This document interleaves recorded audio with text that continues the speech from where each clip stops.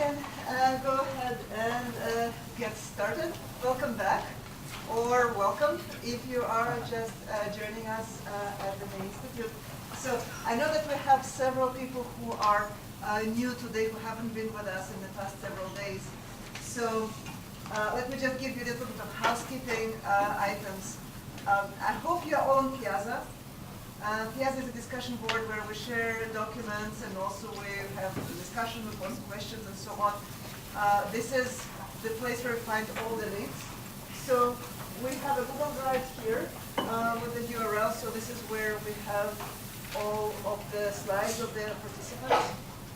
And also we occasionally have take photos. Have a notice of filming here, and as it happens, they have the news team from our college on the floor. So if you do not want to be included in the photos, please let us know. We take this very seriously. We will make sure that you are not part of it.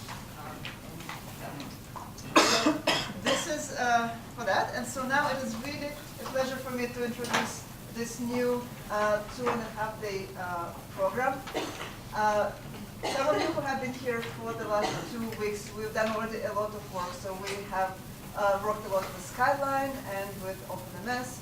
We spent some time working with R and also with statistical methods, which are used generally in life sciences. And then this week, we also worked with data visualization, and we worked with MS stats and statistical methods, which are specifically designed for mass spectrometry and proteomics.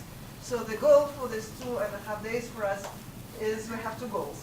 One is to put all of this together and try to start from a data processing tool, specifically Skyline in this time, and go work with real data and work all the way through all the steps which we have discussed in the last 2.5 days, and see how these different decisions which we make propagate themselves and affect the final conclusions.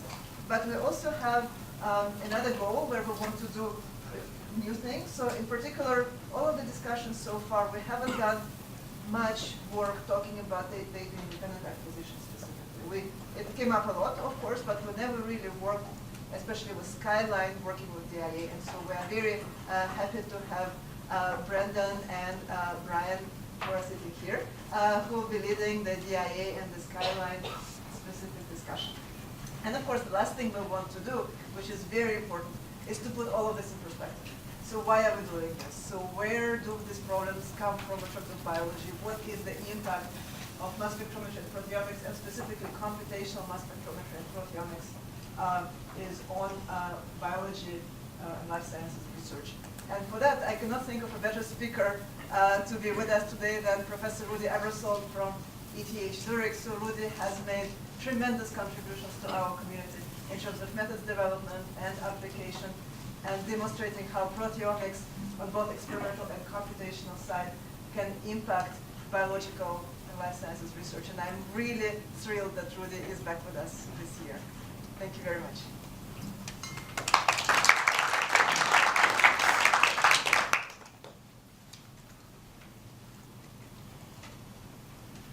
Thank you, Olga, and I'm glad to be here. I hope you have had already interesting 10 days, and you will be fully saturated with new knowledge when you go home and can use it for your research. So we talked a lot about data analysis and the exploitation of the data, but we also have to realize that these data, they come from somewhere. And so I thought I would make a few comments today about where the data come from, what the issues are with proteomic data still today, even though there's been a huge amount of progress. And then I'll show two kind of directions, like Olga said, where we try to use these type of data, specifically DIA data, on for gaining new biological insights. First, a general comment about what you just learned in this course, and I should say that I'm coming from the other side, I'm coming from the data generation side. And we are in this data generation field a lot preoccupied with the instrumentation, with mass spectrometers, that they can have fast scan speed and so on. But it turns out from a study that was done actually now quite a long time ago, 10 years. But I think this problem still persists, that most scientists in this proteomic field fail to produce eventually a coherent story, not because they do not create nice data, but because they have difficulty analyzing this data.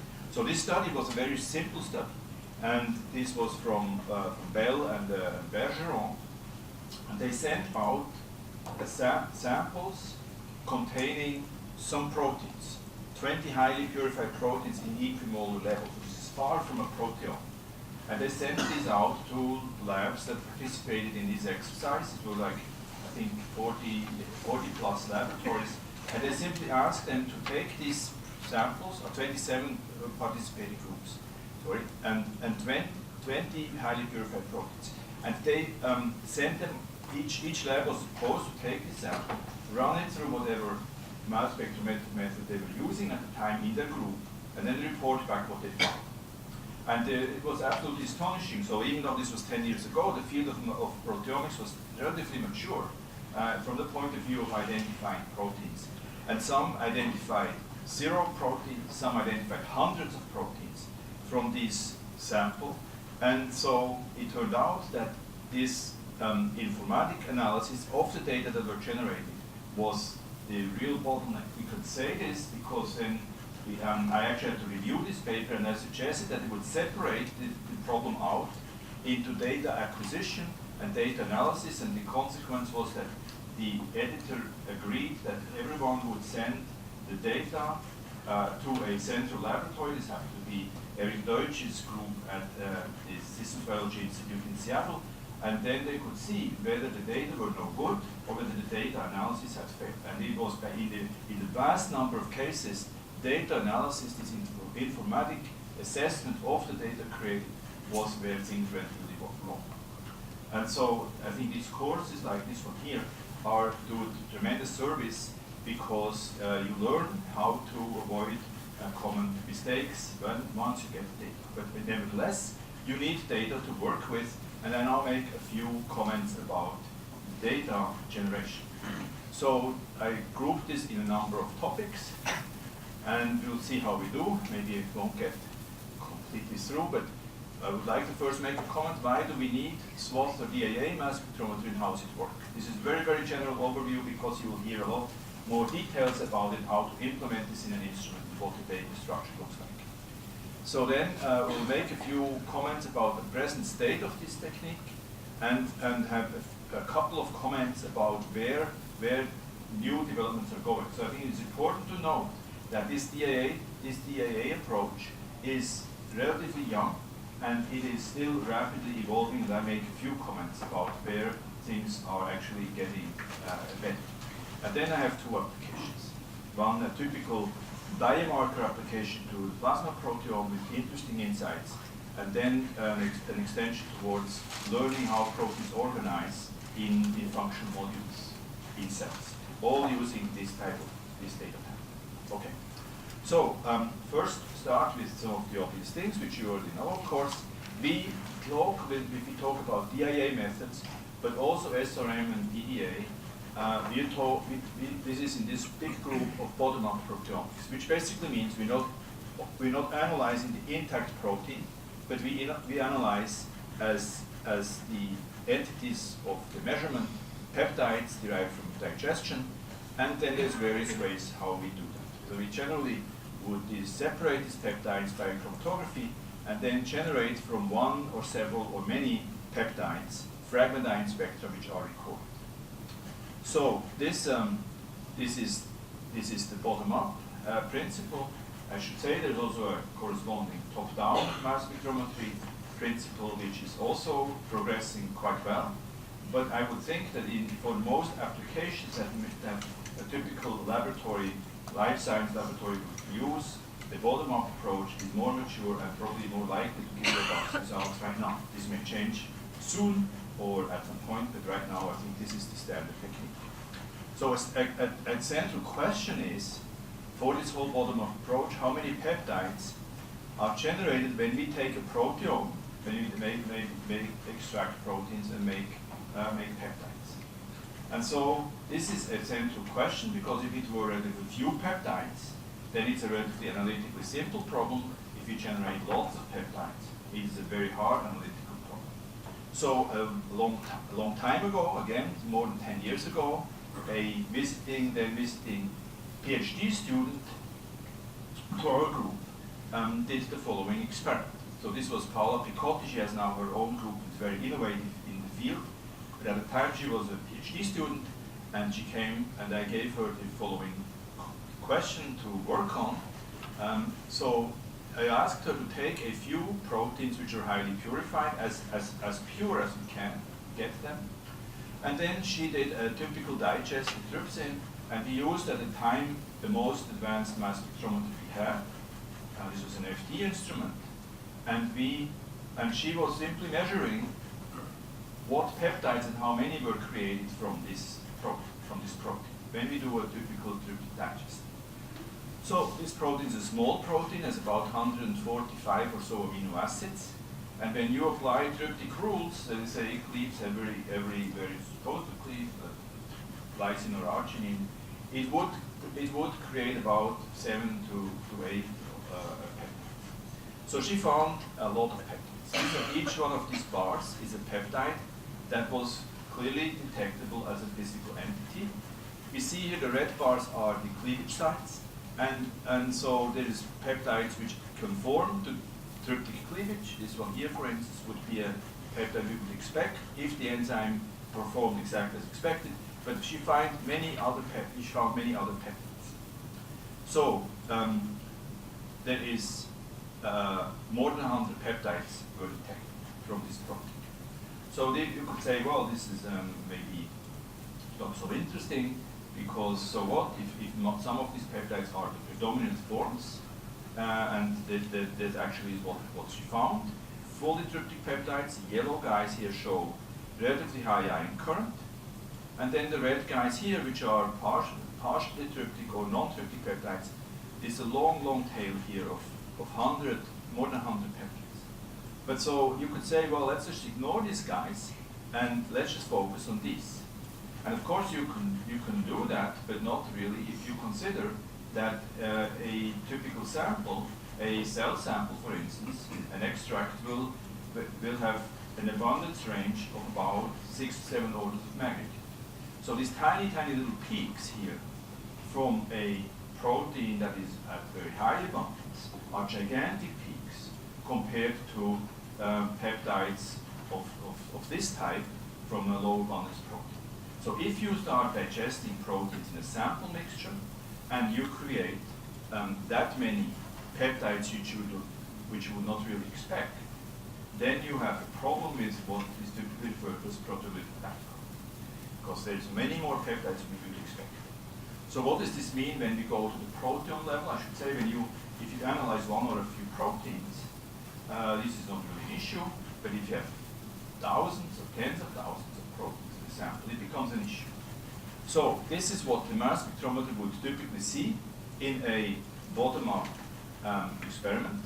This would be chromatographic retention time. This is the precursor mass of the peptide, mass to charge ratio. And each dot here would correspond to a peptide that is detectable as a precursor. So you see here that that you have areas where you have some black peptides here which stand out, and you have also kind of a gray background, which is probably this proteolytic background, and you have an area here which is very heavily covered with peptides overlaying peptides.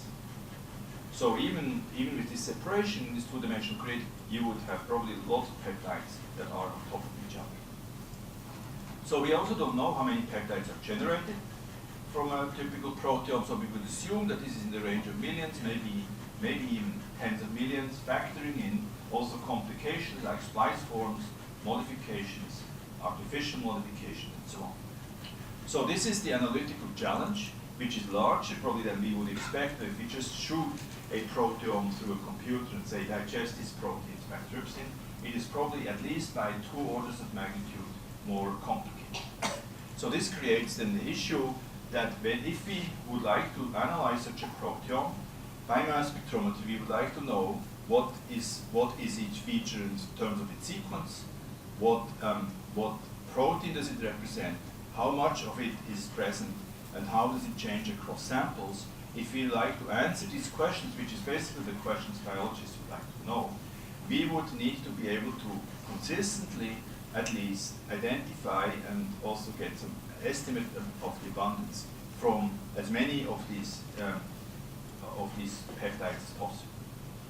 So you learned that there have been several instances or methods implemented in this bottom-up proteomic arena that have different purposes. And so far, I think you talked about, or most people certainly are familiar with, the shotgun or discovery proteomics, where we have the schematic representation here of retention time versus mass, and there the peptides are stochastically sampled, and sometimes they're sampled early in the chromatographic elution, sometimes they're sampled twice, sometimes they're sampled late in the chromatographic elution. But you basically sample these peptides and generate the fragment ion spectrum. So I don't want to, of course, spend more time on this because this was discussed or generally known.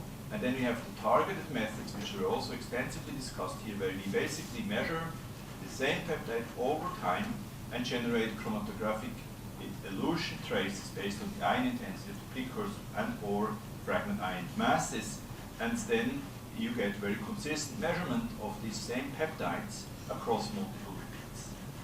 So these techniques are frequently used to, here, the targeted SRM or PRM-like methods to go to very large or large numbers of samples, but you don't have that many peptides you can measure for reasons of ion economics and time management.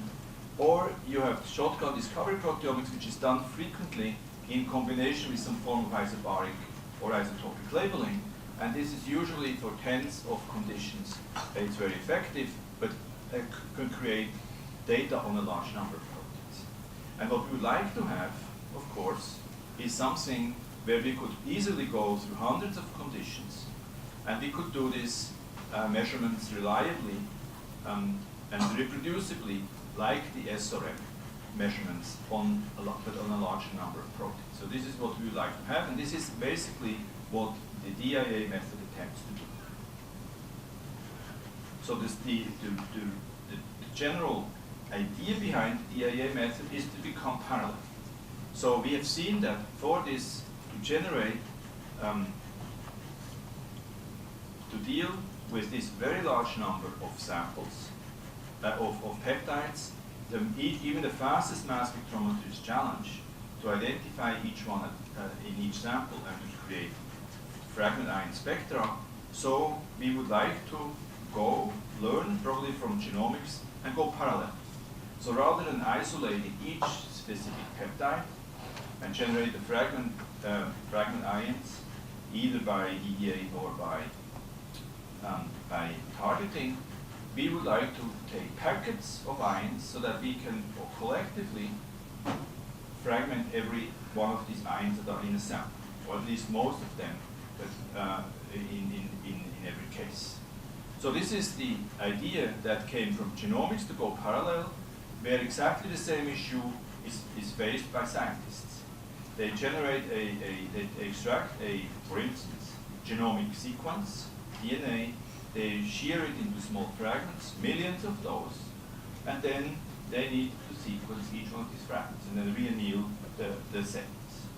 And this to generate the first genomic sequence took years, massive effort, and now we can do this in a very short time in an automated instrument. The reason this is working so fast is because it was done in parallel in space.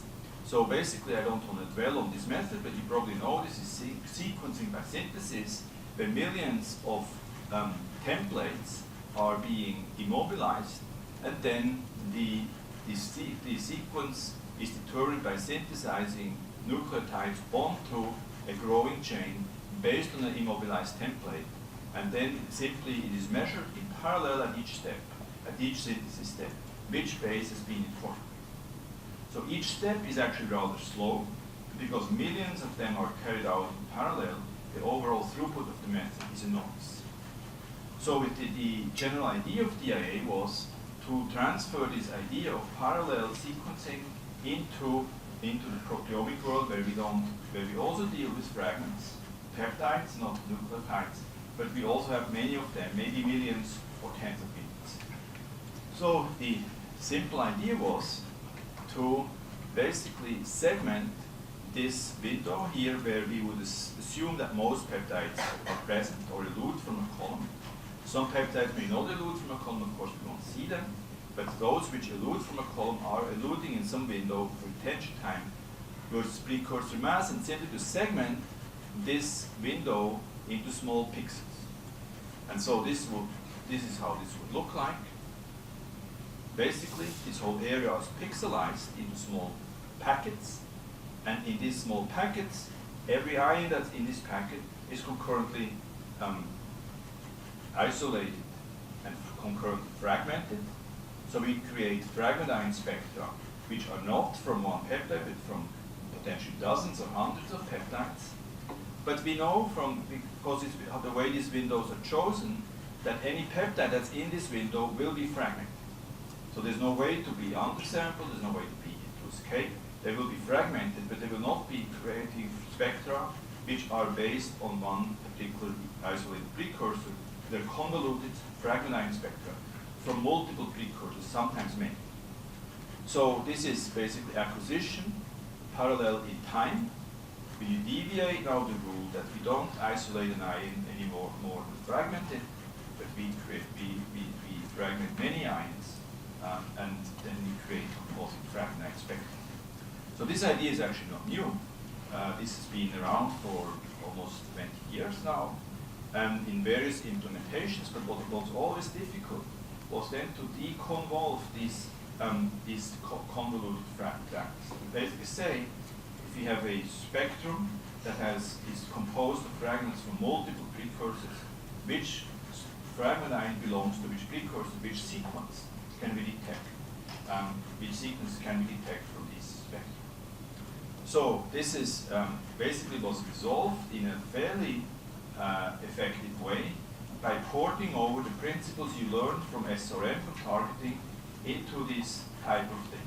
You basically say, in targeting by SRM or PRM, you also fragment conceivably multiple peptides in a window, although you choose there the precursor window, selection window relatively narrow, maybe 1.7 to 1 mass units, whereas here we go to larger windows deliberately. But the principle is the same. We would follow over time, over chromatographic time, the intensity of specific fragments that are derived from a specific precursor. So we use specific prior information and apply the principle of targeted mass spectrometry to these DIA datasets. So this is the principle that underlying this method, is that we refer to that based on community consensus as peptide-centric data analysis. We don't put the spectrum into the center of the query, but the actual peptide. We say we are querying for a peptide, and we know this peptide, and this peptide has the following sequence, and will generate the following fragment ions at the respective intensity. So we need to first generate some prior knowledge on typically in the form of a reference library. I'm sure we will also talk about reference-free search strategies, where these libraries essentially are being created on the fly from the data acquired. But the classical implementation was to basically create spectral libraries that represent the peptides we would like to search. And then we basically go and extract from this convoluted data set here that was acquired signal traces, which we refer to as peak groups, which is shown here schematically, where each curve here is a fragment ion of a particular peptide that we want to target or query. And we see that then we have multiple of these fragment ions. So this is exactly the peak groups you also learned how to deal with by SRM measurements. So they have the property that they have the same apex, they have coelution, same peak shape, relative intensities, and of course a fragment ion mass is assigned to them. And this combined, so there's a lot of information in this peak group, and that can be used then as the basis to determine that these signals that are represented in this peak group with a very high likelihood correspond to a peptide that you're searching for. And of course you can do this iteratively for thousands in a computer, for thousands and thousands of peptides, and you will obtain then a list of peptides that you have queried for, and where the software tool will tell you, I have confidence that this peptide was present, or this peptide was not present in the sample. So this DIA technique is basically a combination of acquiring fragment ions in a parallel fashion, in a convoluted form, of all the peptides present in the sample, and with some form of targeted data analysis where we use prior information from query peptides, for instance, a reference library, or a tool that creates these libraries on the fly and searches for peak groups that indicate confidently the presence and also the quantity of the peptide. So that's the principle. This is basically the data table that goes in, and you will hear much more about that, also about statistical tools methods to avoid inflation of errors, to separate false positives from true positives, and so on. But basically each peptide has a data table with the sequence, the retention time, the intensity and mass of specific fragments that you in SRM space termed transitions. And then the tool looks for peak groups which conform to that data table, and then with some statistical model it tells you whether this assignment was correct or not. So this is the principle of this method, and you will hear now in the next few days, you learn how to deal with this data and the appropriate tools. So now I thought I would give a few comments, because I'm talking about where the data is coming from. Where is the data acquisition? I would not want, and where are still development potentials? So I would not want to make the impression that even though this picture showed that basically the whole retention time versus mass range is pixelized, I would not want to make the impression that at present these DIA methods can identify every protein in a sample. So there's limits to it, and now I will explain where we are and where the limits are being constantly pushed. So I'll show where we are now, and then show developments to go to obtain more proteins, use less material, and to have higher throughput. Okay, so this is roughly the state of the art, at least as far as quadrupole TOF instruments are concerned, and come then to other instruments, how much further they have been gone. This is from a study that was published in 2017, and it was not the intent of the study was not to show that how many proteins could be detected, not to maximize the number of proteins, but to maximize the consistency between laboratories of the data acquired. So this is an important aspect, because from the point of view of experimental biology, it is not very useful if someone can publish a very, very long list of proteins they have identified or claim that they have identified, if no one else can redo them. So the issue of reproducibility and portability of techniques across laboratories is very important. And on Friday I will spend more time about that, and also actually discuss this study a little bit further. So here again was a community study, and a sample which contained a lysate of a human cell line plus some isotopic labeled peptide spiked in was sent to different laboratories. 11 of them, they all used the same instrument. They injected all about 1 microgram of the total peptide mass, and they then sent the data back they acquired to us actually. And we analyzed this data, and this is just to show just one aspect of the study. I will expand on that on Friday, but these are the number of the laboratories, 1 to 11, and everyone ran this sample 21 times for reasons I explained on Friday. But these are basically the number of proteins identified. So they identified about close to 5,000. They did quite well. They did not quite as well. And we see here that over time, the machine deteriorated, so it wasn't, the beginning was better than later on. But the overall, this is probably the most important line here. This blue line is the accumulation of proteins identified progressively across these 11 sacs. So this was 230 or so measurements of basically the same samples in 11 different labs. And what we can say is that the really encouraging thing is that this line is very flat. That means that each one of these labs created roughly the same number of protein identifications, which is shown at the height here of the pillars, but they also identified roughly the same proteins. So it's not like a big pie, and everyone cut out a different bite of the pie. That is not so. It was very consistent across the lab. Some saw some proteins which others did not see, but they did not see different parts of the same protein. So this is very encouraging, and this was roughly in 2017. So now I make a couple of comments on directions where we can now already identify proteins with less material. There's a microgram loaded on the column, then with more proteins and higher throughput. First, less material. So this is now data from a trapping instrument, like many of you may have or may have access to. This specifically is a Lumos instrument. It's not said here, but it's a thermo instrument, trapping instrument from thermo. So here we basically injected in this specific column, always the same instrument, decreasing amounts of total peptide load from 2 microgram, 2000 nanogram, to about 4 nanogram. And when we pixelize, this window retention number is precursor mass. We pixelize this with, as I showed before, and we basically estimate or extract the trapping time.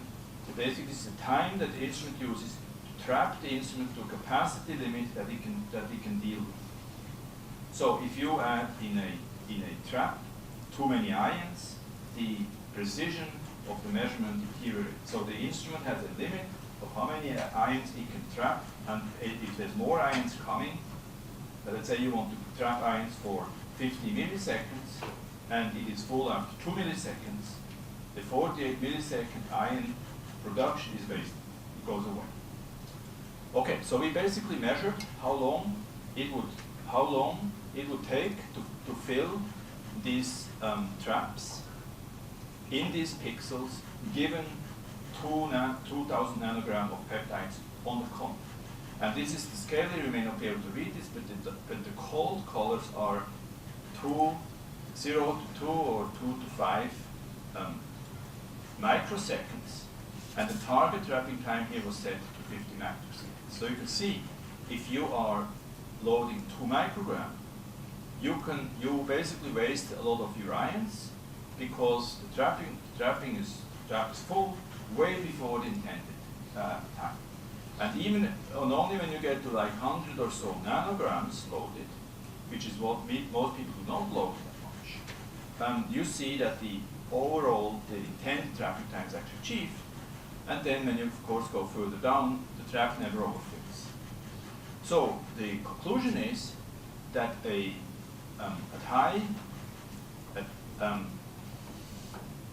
that you can play with this trapping time, and you can acquire a lot of a large proportion of the ions. And if you load too much sample on the column, a lot of the ions are basically wasted. Okay, so this is the result of this dilution series from the point of view of what was identified. This is hard to read, but this also repeats. It's 2,000 nanograms down to like 4 nanograms. And these are the peptides identified, and these are the proteins identified. And this is exactly the same setting, same instrument in DDA mode. So basically we see here that from about between 2,000 nanograms to about 200 or so nanograms, the number of proteins and peptides that are acquired are not decreasing a lot.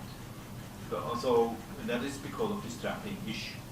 And then of course they decrease, but there's still still even at very low loads of few nanograms, total sample on the column, they're still maybe in the range of a few thousand peptides identified.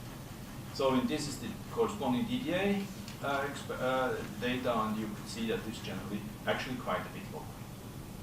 We also, so this is the same equivalent, and just to indicate that about 4 nanogram is about the equivalent of 10 cells, 10 HeLa cells, so these are relatively large cells. So there's a group here working at single cell proteomic analysis, so clearly the instrument, from the instrument point of view, we're not very far away to be able to measure single cells. There's a whole range of other issues which will have to be addressed, but the instruments, when they use the capacity of the instrument properly, is actually amazingly sensitive. This shows, and probably also important, that even though much less material is loaded, the CV, which is an important parameter, of course, for drawing clinical or biological conclusions, is relatively stable and does not really inflate with smaller sample loads applied. Okay, so then the next issue is more proteins. We would, of course, even though we now say we have here some 6, 7, 8,000 proteins identified, this does not mean that all proteins in a sample are detected. We know from extensive fractionation that a cell like these HeLa cells used here contain about 10,000, maybe 10 to 11,000 detectable proteins. So now we would like to find a way to use the ions even more economically. So when you go to this trapping instrument, where we see these pixels, when the instrument acquires, let's say for 50 milliseconds, these ions in this pixel, all the other ions that are being generated of a different mass range are going to waste. And so we would like to find a way to capture more of the ions for analysis. Is basically an issue of ion economics. So this is a collaboration which between Brucker, who created a new instrument which allows to capture more of the ions available, the group of Matthias Mann, the group of Hannes Röst, who was a student in our group, and also Marcus Frank and Annie Hay, and he has now his own group. And he is the guy who writes the software tool to analyze this data. And in our group, it's Ben Collins, who didn't add here before, unfortunately, a picture. So the one insight is that the very prominent group, Matthias Mann, is fully believes in DIA, and they've actually been creating together with Brucker an instrument which is an interesting instrument to capture more of the ions, potentially probably all of the ions. So very few ions get lost. So this instrument is called a timsTOF. So this is for trapped ion mobility. TIM stands for trapped ion mobility. I will explain what this does. That's basically a quadrupole TOF instrument, like the triple TOF instrument, but it has these 2 TIMS devices up front. And so this is basically ion mobility devices, and there's 2 of them. So let's now imagine that the ions come in here from the column and are ionized through the ion source, and then they are loaded into one of these trapping devices, and then basically the ions are trapped based on their cross-section, and they are immobilized in that trap. And while for about 100 milliseconds this trap is accumulating ions, then the other trap, the sister of this trap, that has acquired ions like 100 milliseconds before, will mobilize these ions and basically put them into the through the quadrupole collision cell and then into the top. So you basically have like a reciprocating pump, while one is working, the other one is filling, and then the other one is working, the first one is filling. So all the ions are basically collected. So this is what happens when you analyze this data. Then basically this is ion mobility versus mass to charge ratio. They're somewhat related, and you create these clouds of ions. These would be singly charged ions which are separated away by mobility from the doubly charged ions. Singly charged ions usually are not so desirable because they don't fragment so well. So we now have a cloud here that we would like to subject to DIA fragmentation. And so this is the scheme that so far we came up with. It's still under development.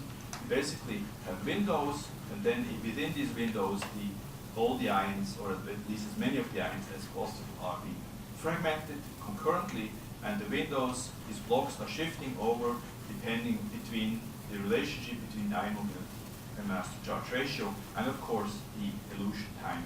We basically add one more dimension of separation.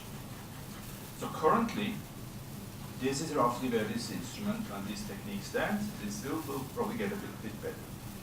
So from about 200 nanograms of total sample injected, which is not a lot, it can identify about 60,000, more than 60,000 peptides, corresponding about to 7,500 proteins in a duration of a 2-hour gradient. The reproducibility, like the quantitative, basically the correlated one versus the other, is quite good. So this is a robust instrument, and it captures more ions than any other instrument at the time, because when you analyze ions that came in a certain time window, the next ions coming in while you do the analysis are being tracked also, and so this is an ion effective type of analysis. Then we would like to make a comment about higher throughput. This is some results. So also on Friday I'll make an argument about the need for high throughput, to have high number of replicates.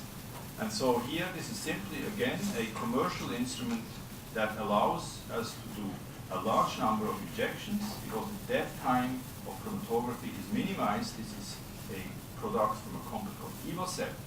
And here Evan Williams, who is a postdoc in our group, he analyzed exactly the same samples, this large sample set for proteomic studies, 400 tissue samples from mice. It's an aging study. We have genetically diverse mice, and they age, and we let them die their natural, live out their natural lifespan, and we collected then samples along their lifespan. And so this created a number of strains from the number of time points, created more than 400 samples. So it matters, of course, whether these 400 samples can be acquired in a short time or a very long time, not just for economical reasons, but also for scientific reasons, because when it takes a long time, you have more effects on the instrument stability and so on. So Evan is doing this study, and he acquired first these samples on a conventional nano-LC triple top instrument. It took him about 8 weeks of full-time running, and then he ran the same samples again on this Evosep system, where from injection to injection is 21 minutes, so we can do about 60 samples a day.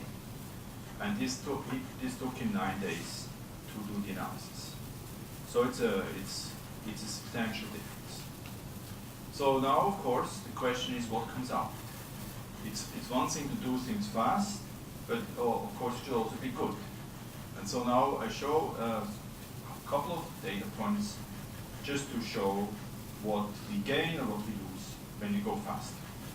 So this is the retention time stability in the conventional column and the system and this fast system, and you can see that the retention time, the chromatographic performance over this time of these 400 samples is a lot better. And this is simply the fact that it's very challenging to run for 8 or 9 or 10 weeks. An instrument exactly reproducible, it's much less challenging to do this for a few days. This is the peak area of stability, which I would say is probably about comparable in performance. And this would be the kind of a spec sheet of what came out. This is the price we paid. So the Evosep system, the fast one, identified about 2,700 proteins. This one about 3,000. So we have a loss. We gain in throughput. We lose about 10% or so of proteins. This is on the same instrument. Now we're going to a better instrument, as I showed you. We gain many of these proteins. But we do gain in terms of of the consistency by retention time, basically the data quality is better. And some samples that dropped out, these are bad actors, these are samples dropped out, and we know why they dropped out. So the upshot is that if someone now using this DAA technique wants to do a very large study with hundreds or now even thousands of samples, this can be done in a reasonable amount of time with a attrition of proteins identified in the range of maybe 10 to 20% compared to the peak performance, but you gain a lot in terms of data volume, in terms of reference. Okay. So now I'd like to, I now introduced kind of how the technique works, what the issues are, and where the technique is still evolving. And now I would like to take a step back and say, show that even with today's, actually yesterday's, performance of this technique, we can still learn interesting things. So I have now two examples which I spent a few minutes on. The first is related to plasma proteome. So first I'm going to say a few words about the plasma proteome. I'm sure here, if I ask, quite a few would say they work on biomarker questions related to plasma, urine, CSF, or some kind of body. I'm not asking, but I'm stupid. Yes. So this has been amazing effort has been spent to study the plasma proteome. So these are searches I did in Medline. Protein biomarker, plasma protein, plasma proteome, plasma biomarker. And you can see hundreds of thousands, in this case even more than a million, of research papers have been published. So the total with these terms is about 2.5 million research papers have been published. So if you assume that to create a paper costs about $100,000, which is not an outrageous number, considering salary, instrumentation, reagents, and so on. This would represent the staggering sum of $245 billion of research money spent. So this is a very large effort. Now maybe people have can publish papers much cheaper. We can't. But so I think this number is not that far. But anyway, it doesn't really matter. It's a gigantic effort that's been expended on plasma protein. However, we don't know the variability of protein abundance in a population. We don't know the source of variability of the plasma proteins in a population. We don't know the variability as a function of time. When I say we don't know, the research field doesn't know. In general, these are important issues. And of course, we don't know about the composition of the plasma protein. So there's been enormous discussions how we get deeper into the plasma proteome, and of course we would like to do that, but we don't even know these basic points. Okay, so we undertook a study to address some of these issues using DAA mass spectrometry.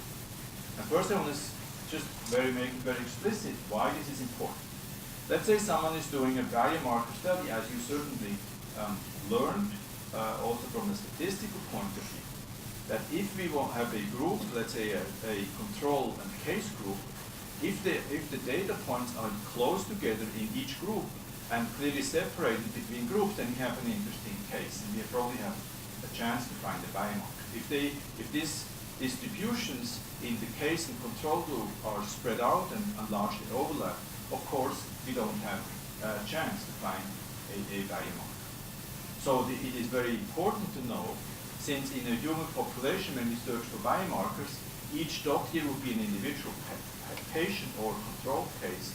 And of course, so collectively they constitute a segment of the population. And if they're highly variable, these proteins in that population, then we will be over here and we'll never have a chance to find actually a biomarker.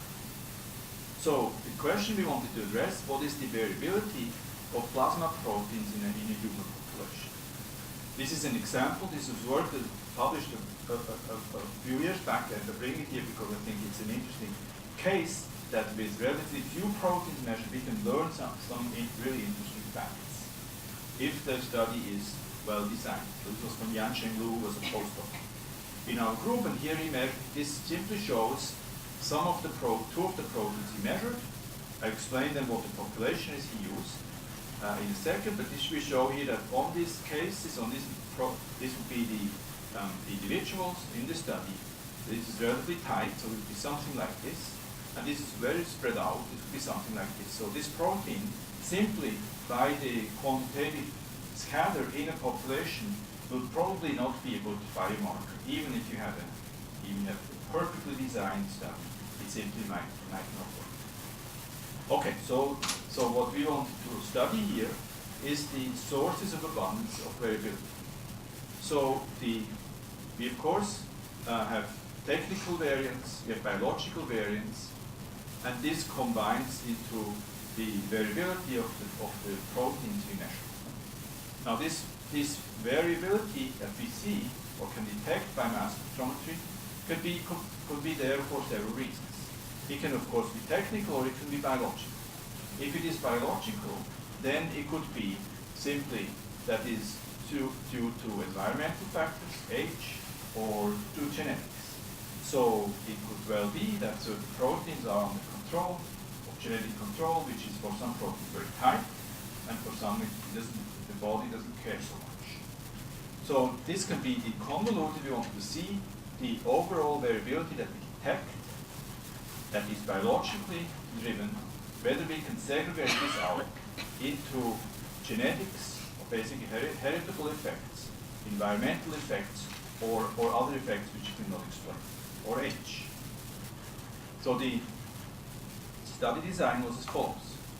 Yansheng obtained plasma samples from a twin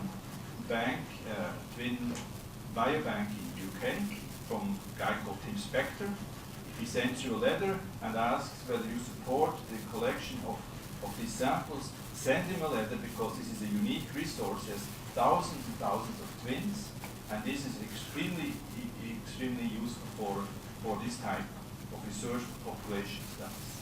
It's constantly struggling to get its grant renewed, and so any sign of support will be, I think, a good thing for the scientific community. So they sent us plasma samples from monozygotic twins, so they're genetically identical, and from dizygotic twins, which are not genetically identical. And from each one of these pairs, we obtained plasma sample, and we obtained this plasma sample from at 2 times of their life. I mean, about 5 to 7 years apart. So this is the study design. We obtained 36 monozygotic twin pairs, 72 samples from identical twins, 22 dizygotic twins. So there's 44 samples, and then at 2 times in the life, several years apart. And so then Yansheng analyzed these, and this created 230 proteome maps of these plasma samples. We did this by DIA mass spectrometry, and analyzed the data with methods that we're going to learn. Basically, this targeted implementation of the analysis of the acquired data. Now, I should say that from the point of view, so this is the data table, this would be the individuals, this is the peptides that are consistently measured through. So these are about 3,200 peptides. So from a point of view of measurement capacity, this is not very impressive. It's corresponds to about 400 plus proteins. So we now talk from tissue samples, 6,000, 7,000, 8,000 proteins can be measured. This is not applied to plasma. Plasma is a nasty sample in terms of seeing deep down into the plasma. So this is not very impressive but useful, but nevertheless interesting, and it's hard to go much further down. So this is simply to show that the coefficient of variation from the 232 plasma samples, each dot is a particular protein, and this would be technical repeats which have lower coefficient of variance than the biological sample. So this difference here between these two curves would indicate we see biological signal. And so this is not super interesting. Just show that the CV from individual proteins varies quite greatly. And not just for technical reasons, as we will see. So now the reason we chose this twin design is because when we have cohort, we have individuals which are genetically identical and individuals which are not genetically identical. We can, there's formalism that has been developed, which I don't want to go into, but it allows us to take the overall variability that's detected between the different twins types, and of course collectively they constitute an outbreak population. We can apportion this this variability, the overall biological variability detected into genomic effects, heritability, in environmental effects, and into effects which you cannot explain, residual. And this is formalism. It's not. I mean, this has been developed a long time ago. So we basically can take the variability and say, does this protein that changes between the individuals change because for genetic reasons, for environmental reasons, or because of age? And this is the summary of the data. So we see here the various sources of variability: heritability, that's genetics; environment; longitudinal effects, basically age, and unexplained. So it's 100% of variability is composed here for those proteins down here, largely of genetic variability. Out here, substantially by age. They have very little genetic control, but a lot of the age matters, and of course environmental effects are to some extent applicable to each one of these of the proteins. So we see immediately that the variability pattern of proteins in an outbred human population varies greatly by the amount of variability, which is shown in this slide, and also by the source of the variability, which is shown on this slide. So now what are the implications for biomarker research?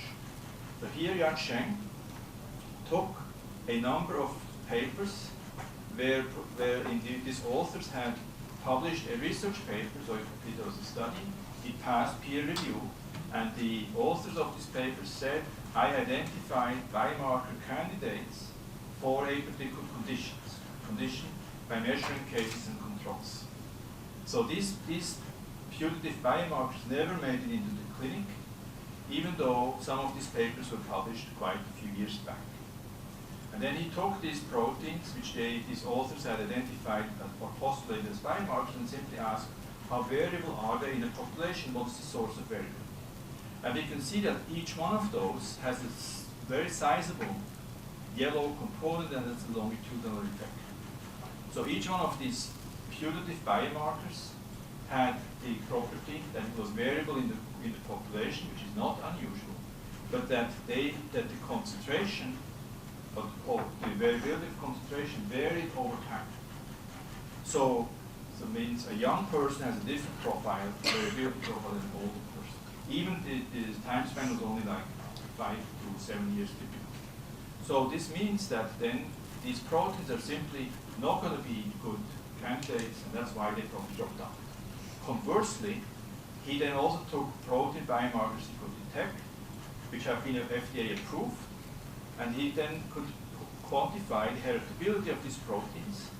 We can see that these are clinically assayed proteins, it's 42 of them, and other proteins 300. You can see that with fairly high confidence, the heritability component of these proteins is different. They behave differently.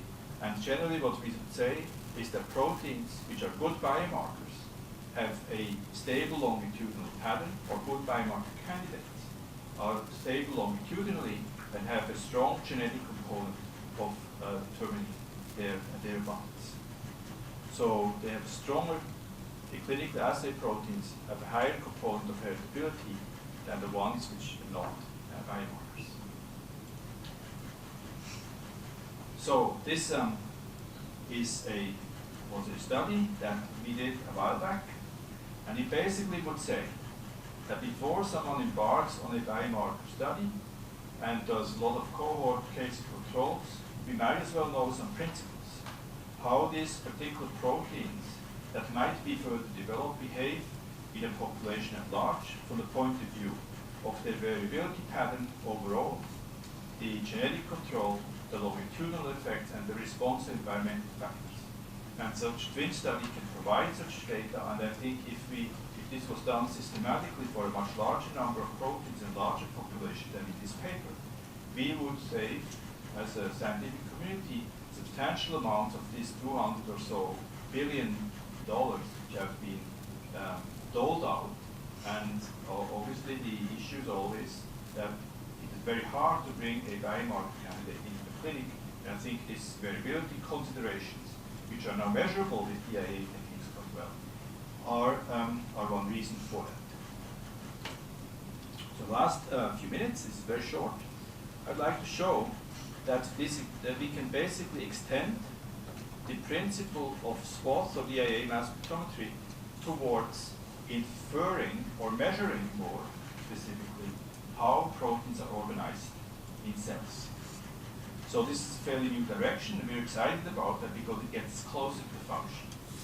We of course always argue that proteins, like we can now measure with these DIA methods, proteins versus sample matrices, are important to measure in addition or instead of transcripts, because proteins are closer to the biological function. They reflect biological function, biochemical function more closely than the corresponding transcripts. And we now also know, of course, this is a lot of biological literature over decades, that proteins do not function as isolated proteins, and certainly not as unfolded biopointers. So proteins generally function in the form of complexes. And the units that carry out the function, usually, not always, but usually is a protein complex that has a certain structure, a certain composition, and a certain abundance. And so we would like to use these methods to go from this type of data where each protein is viewed as an individual polypeptide, detached from its functional partners, to also look at them and measure them in the context of their binding partners. There's been a large number of methods have been developed. Functional methods, co-IP, affinity purification MS, cross-linking, native MS. These are all very, very worthwhile and very informative methods, but they're all slow, sequential, and look basically at each complex at a time. So we wanted to develop a technique which basically allows us to monitor many complexes from the point of view of their quantity and composition in parallel.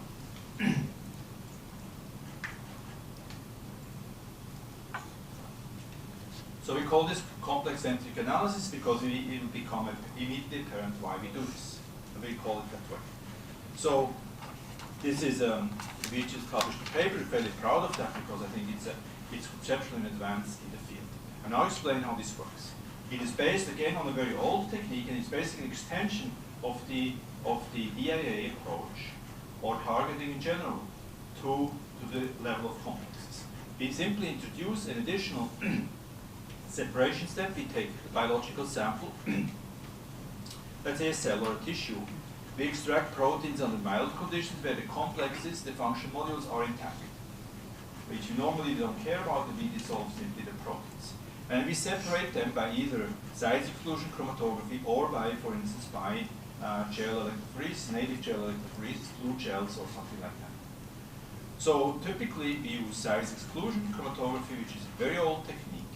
It is very robust, and it separates complexes according to size. We collect about 65 to 80 fractions, and then we generate swath maps of each one of the 65 to 80 fractions. So that's why also Why very interested in throughput? Because when you have 60 injections a day, we can run basically one of these samples a day. And then we generate an additional data dimension. This is the size exclusion dimension. We have for each protein that is detected based on the DIA or SWOS data, we have a profile where the protein elutes. Sometimes it elutes in multiple areas. It might elute as a monomer, then it elutes late in the column. But this one here, for instance, the red protein might be part of a complex composed of this red, black, and blue protein, and here might be just the red tag, just of course schematic. So the same protein may be part of different complexes which is detected. And so we obtain about 5,000 such protein ion chromatograms. We get the intensity from the peptides that are required from the DIA data. And so this is the data set that is being generated. A student in the lab, Isabel Bludau, she generated a software tool which she calls Protein Complex Profiler and is an associated error model. And it is basically doing exactly the same we do for SRM, except it goes a step further. In SRM or in DIA, we follow over chromatographic time the elution of specific peptide ions. We then form peak group of the transitions. We say this peptide was detected, and then we say the protein was detected by inference of the protein identity. And now here we basically have an additional dimension, which is the retention time on the size exclusion column. We again look for peak groups, and these peak groups now are not peptides or transitions, but they are proteins. And these proteins, when they precisely coelute, and if they are known to be, we again use prior information from complex databases, we know then that these proteins, this red, the blue, and the black protein, were forming a complex that eluted from the size exclusion column at the particular elution time. So this was implemented, and now we can ask some questions. So we can ask, for instance, to what extent, if we break up a human cell line, and we apply this technique and the software tools, to what extent is the proteome organized in modules, complexes, as opposed to free proteins? So these were hex cells which were lysed and then separated. We see that about 2/3 of the proteins and about 60% of the total protein mass is detected in some form of complex. We don't, of course, know exactly for each one of these proteins what the complex is, but that indicates that even after these rather harsh steps of lysing the cell or tissue, going over this sizing column, about 2/3 of the proteins and protein mass is in a complex. So this is a lot of potentially useful information. We identify about 5,000 proteins about 5,000 proteins over these size exclusion traces.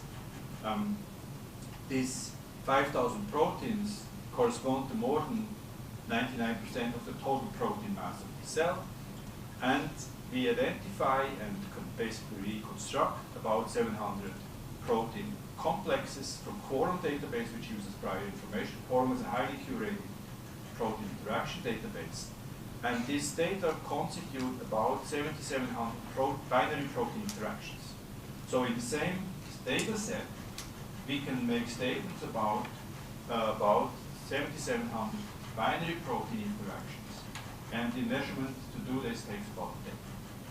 So now, of course, we can do this for multiple states. We can stimulate the cell and see how does not just the abundance of proteins change, but how does the organization of these complexes change. And we can do this with parallel monitoring of several thousand interactions. So this is just to finish this off, is just two examples of interesting information. This is not differential analysis, it's simply steady state.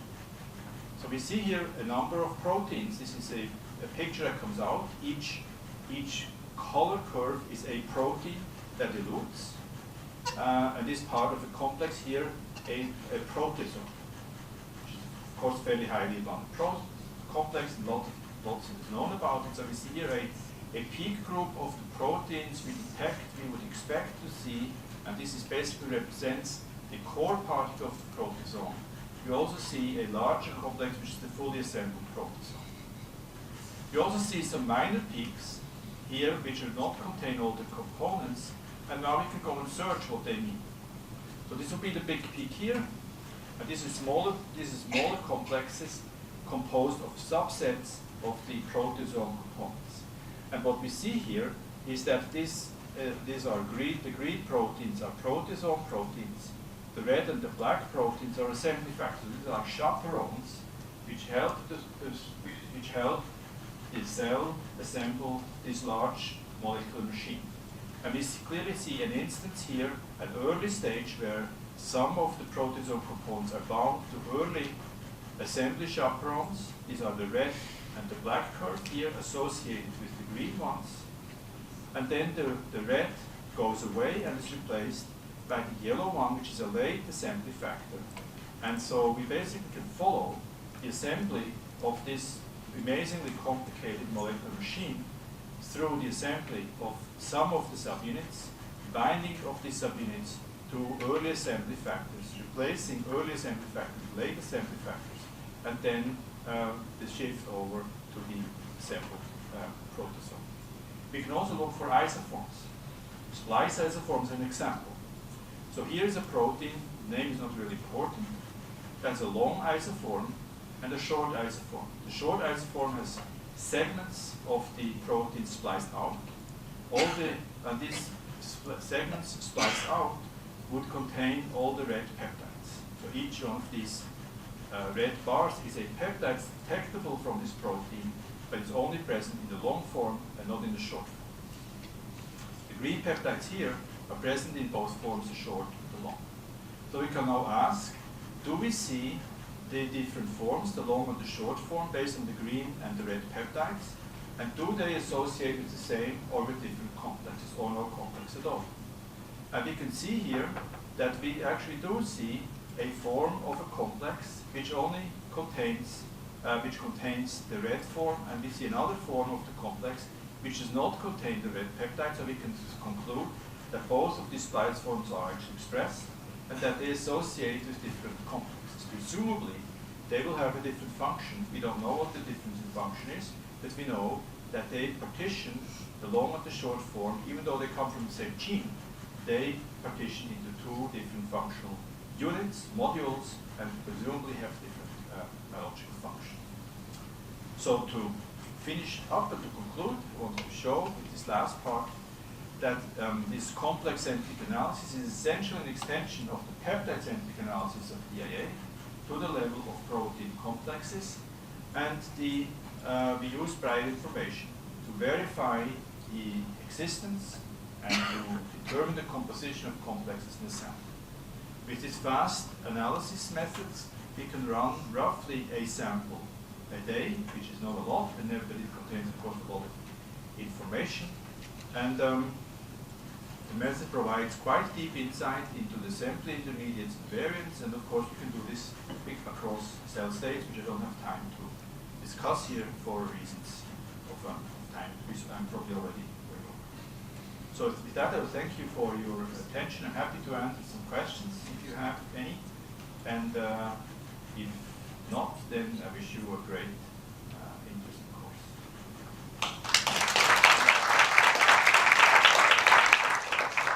Actually, we are not over time. We have 15 minutes for questions. So this is where we work. This is where we work here. And this is Zurich here at the bottom. So we have quite a bit of time for questions. Yes. Yeah, one question about the plasma proteins. The challenge is the huge dynamic range, so the 20 proteins capture 95% of the protein total mass. So the depletion helps to go deeper into. Yes. So this is glad to bring this up. I didn't go really in detail into that, but the one reason this plasma proteome is so difficult is because of the enormous dynamic range. It's estimated at 10 to 11 orders of magnitude, and there's simply no analytical method, at least certainly not mass spectrometry, which can cover all that. And so we always kind of fishing the top layers. So there's been numerous papers published to deal with this dynamic range issue. none really is satisfactory. They all help to some extent, but they always introduce additional mutants. So depletion is a common way. Depletion means you buy from someone like Agilent or Thermo or this whole range of suppliers beads that have antibodies against some of the top expressed proteins. So if you deplete only albumin, which is the most abundant protein in plasma, you deplete about half of the protein mass. And then I think the top 10 proteins are like 90+%. I don't remember exactly. But anyway, it's highly slanted to a few extremely high level proteins. And the idea was if you deplete those with an antibody, you then see further down. So this is true, it helps, but it also introduces other issues, like how reproducibly can you deplete? I mean, if you want to do hundreds of samples, it has to be reproducible, otherwise you basically introduce technical variability and effects. And it was also found that these proteins, again, don't just hang around as individuals, but they bind other stuff. For instance, people have purified or enriched or depleted albumin and measured what else came down, and basically it's a sizable part of the plasma protein. So it helps, but it's not a panacea. We worked for a long time, and still actually quite successfully, on selecting to another form of depletion, and that's selecting only peptides which are N-glycosylated. The basis is that most proteins in plasma are glycoproteins. If they're not, they're probably quite quickly degraded. And so we developed a postdoc in the lab a long time ago, developed a method to capture specifically the N-glycosylated peptides, and then we chop off the sugar and measure these peptides. This helps also seeing further down to about roughly nanogram per milliliters protein concentration. To go further down, people have done very elaborate fractionation schemes. It's basically an unresolved issue.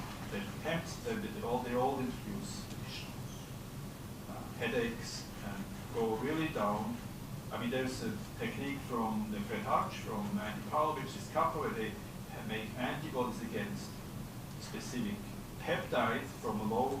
They basically enrich the peptides and then use them for mass spectrometry with a suitable isotope labeled peptide. That's probably the most practical method for really do this thoroughly in a quantitative way, or go quite deep down. But of course, for every peptide, you have to develop a suitable antibody, which is a lot of effort. So you talked about earlier DIA passive instrument. What is it that is unique compared to the other comparison? And did the chromatograph change between the two experiments, or was the same and then the instrument was different? So the advance of this instrument is that it captures at least two ion mobility devices which act in tandem. So in a trapping instrument, you also of course trap ions.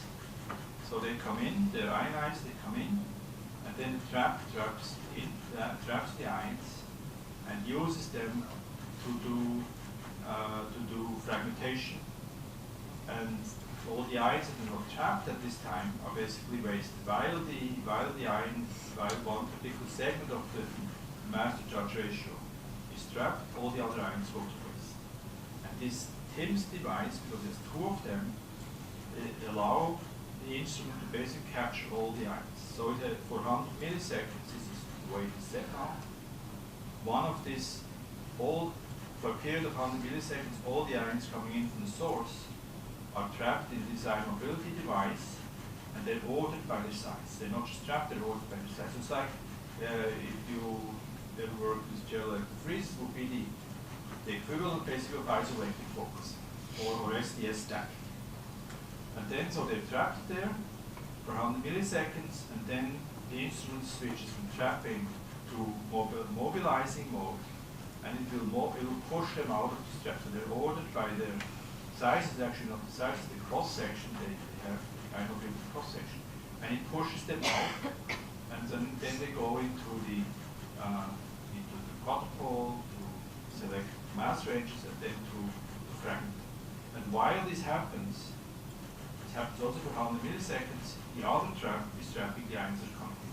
So theoretically, all the ions that come into the instrument are either trapped or being analyzed, then it switches back and forth. So this is the advance.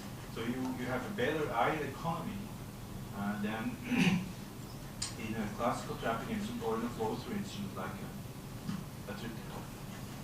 Now the trick is, of course, to then find a way, and you will learn how these data search, data analysis procedures run.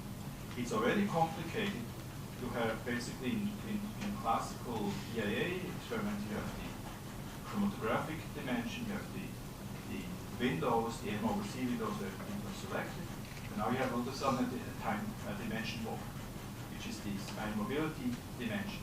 And Hannes Röst, who is part of this group, developed, basically extended the software he wrote initially on SWOS to analyze this type of data by an additional dimension. And so this is how we get this data. So the advantage of the instrument progress is better ion economy. Yes.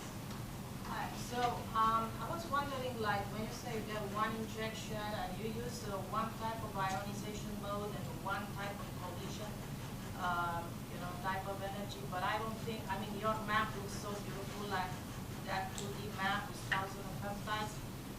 From my experience, I have peptides which were not easily fragmented, like with proline, hydroxyproline, or collagen. So we were looking on ectotopes, and we had to do a combination of CID, ACD. So are you doing all the DIA by this time in ACD mode or CID, or you do all of them with CDD option?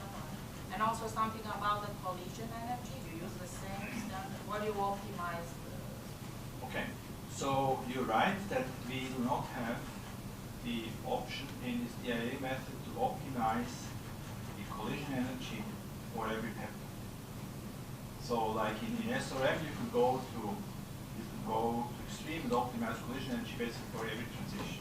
Okay? So this control we don't have this time. But it is not so that every peptide experiences the same collision conditions. So the collision conditions are set to the precursor mass. They're not set for a particular mass, but for the window. So let's say the window, also these instruments are getting faster.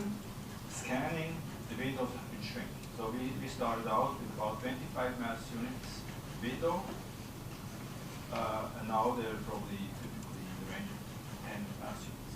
So basically, you have several options depending on the instrument to either take kind of the middle of this window and say this is the target mass for which we optimize the collision energy, or you can do kind of micro scans over these over that window.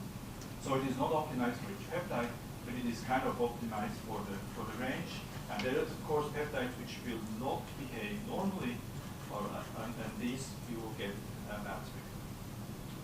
So from the point of view of how you fragment, and it depends of course on the instrument. Like we did most of the work initially with tritotop instruments. There you only have a colorful collision cell. This TIMS instrument has a colorful collision cell, and only in the Lumos instrument you have, or the trapping instrument have methods for fragmentation, which you can explore.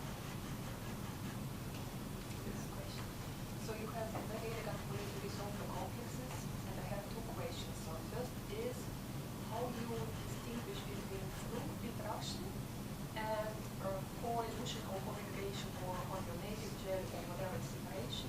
Is it some cross-linking or whatever?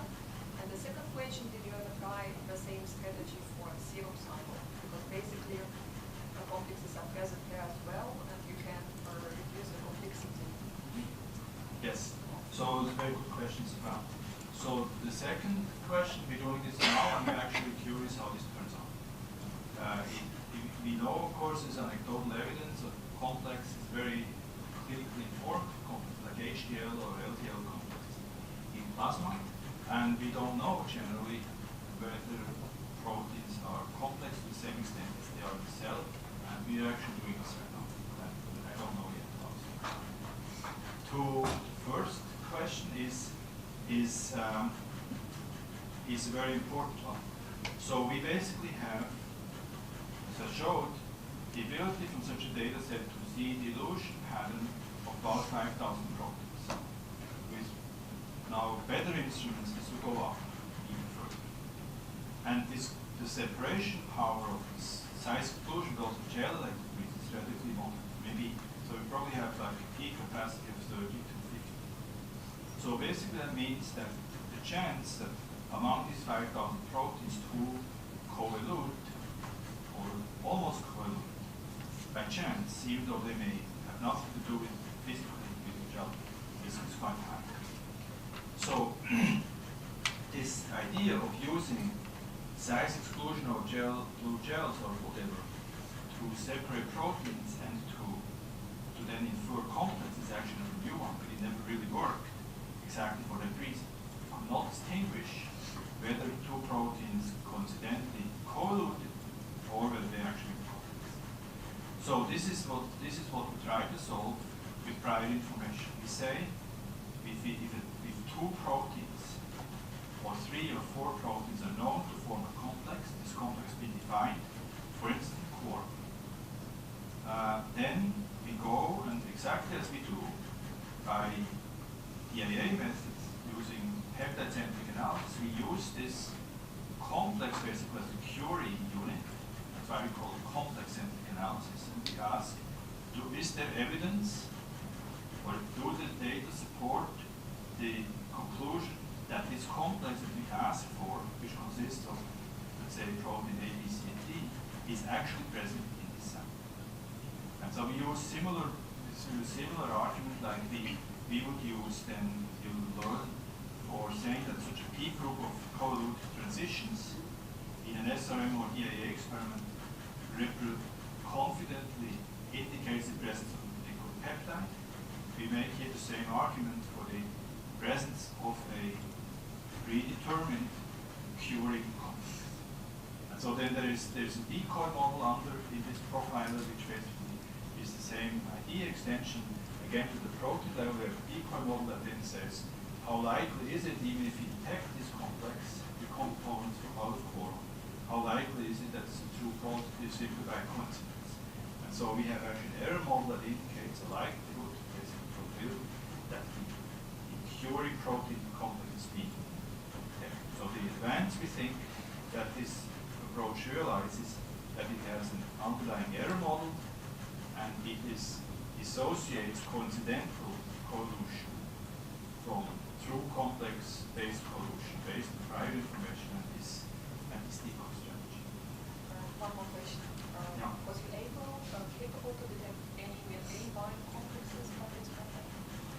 So they're of course harder to resolve because we need to get this out of the cell in some soluble form, and you're without dissociating. We see some membrane complexes. We see, for instance, mitochondrial complexes. We now do a lot with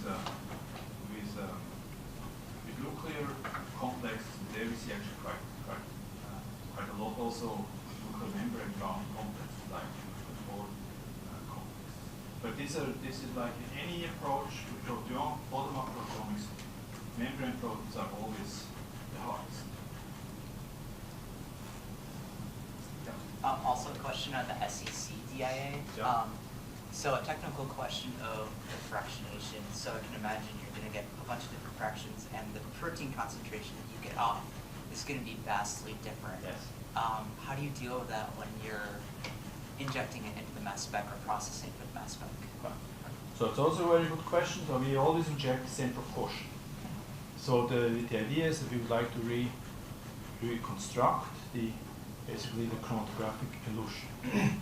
We could do the opposite and basically normalize to protein mass and then back calculate. It's basically what the mass spectrometer does in the trapping instrument. Basically, it back calculates from the fill time to the concentration. But we thought we fare better. It's more accurate to actually inject the same proportion. But of course, we lose some proteins, which then become too low on in dilute. Lose sensitivity potentially. Okay.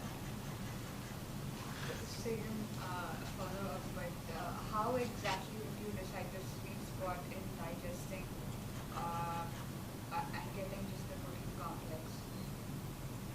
So we collect consecutive fractions, that's what is column, and we collect consecutive fractions. Let's say always for 30 seconds or so.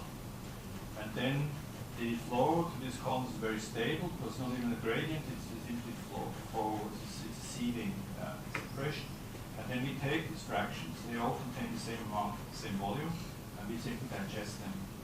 So what's collected is the complexes, and then they digested, each fraction is digested, worked up and injected as peptides into the mass spectrometer and for DIA experiment, a measurement. And then from the peptides we measure, we reconstruct first the proteins, then the complexes. So from the time when the fractions are collected, the workup is exactly the same as you would normally do, like denaturing, digestion, cleaning, peptides injection. Okay, so no further questions. Thanks a lot for your attention.